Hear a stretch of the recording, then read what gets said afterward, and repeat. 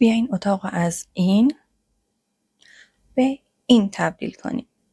سلام، من اومدم با یه ویدیوی کاملا متفاوت، یه ویدیوی به شدت لازم برای خودم به شخصه، چون که همونطور که دیدید وضعیت اتاق فاجعه است و لازمه که درستش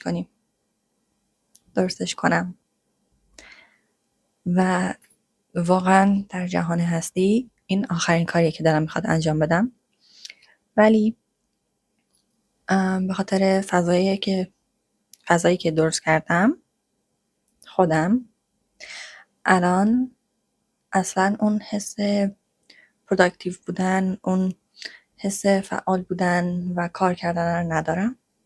واسه همین اول باید بیایم تمیز کنیم، محیطمون رو درست کنیم، تمیز کنیم تا فکرمون تمیز بشه و بتونیم کار کنیم. و واقعا دلم نمیخواد برم کار کنم، اصلا دلم نمیخواد تمیز کنم و نمیدونم چند تا ویدیو بشه این تمیزکاریه، چون تمیزکاری عمقیه واقعا. و احتمالاً شاید اگر دوست داشتید بهم بگید توی کامنت ها که اگر دوست داشتید ویدیوی تمیزکاری کتابخونه رو جدا براتون بذارم. نظرتون چیه؟ نظرتون پایین بهم بگید. بریم تمیز کنیم دیگه، چیکار کنم؟ بریم تمیز کنیم. بریم.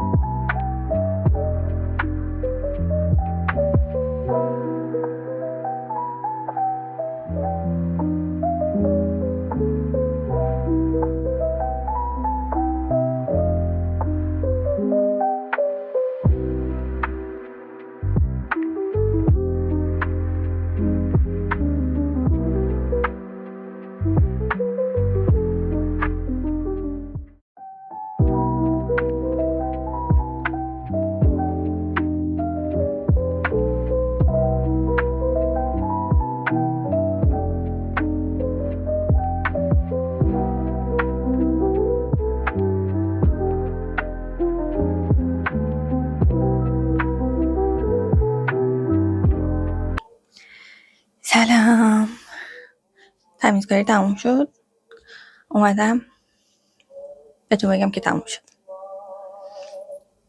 نمیدونم میشنوید یا نه، ولی یه ویدیو یوتیوبه که یه تصویرای خیلی گوگلی و وینتج تور، قدیمی تور، این چیزا داره، مثل کارتونای قدیمیه. بعد آهنگای دیزنی قدیمی هم گذاشته روش.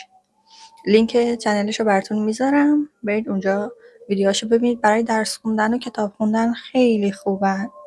اصلا همینجوری بذاری پلی بشه بشین کتاب بخونی، اصلا خیلی حس خوبی میده. من آهنگای قدیمی دیزنی رو خیلی دوست دارم کلا. و اصلا همون شروع کارتونا بودن اون موقع، سفید برفی، زیبای خفته، پینوکیو، این آهنگاشون یه حس خاصی داشت. یا شایدم چون مثلا خود کارتون نوستالژی همچین حسی با آهنگا داریم، نمیدونم، ولی در کل خیلی دوستشون دارم.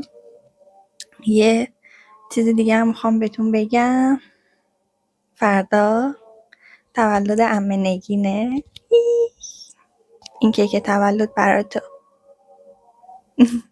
مرسی که این همه سال دوست خوبم بودی. واقعا بهترین دوستی که هر کسی آرزو داره داشته باشه. مرسی که این همه سال با همه چی ساختی. مرسی که منو تحمل کردی. خیلی خیلی خیلی خیلی خیلی دوست دارم.